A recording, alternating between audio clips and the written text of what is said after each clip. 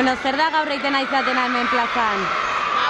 Bueno, aiga ospatzen euskara duzione, eta etorri da jakuntza ikastolako eta guain txikiketa egiten jokoketa, eta gu ba, egia egiten dokumentalantzeko bat, jatei galdetzen abez euskara ziteiten do, euskara erabiltzen akusatzeko, eta, bueno, mengoen pasa.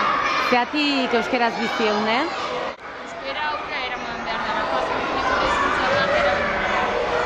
Konforme. Nola animaukotzen dueke jendea euskeraz hitz egitea?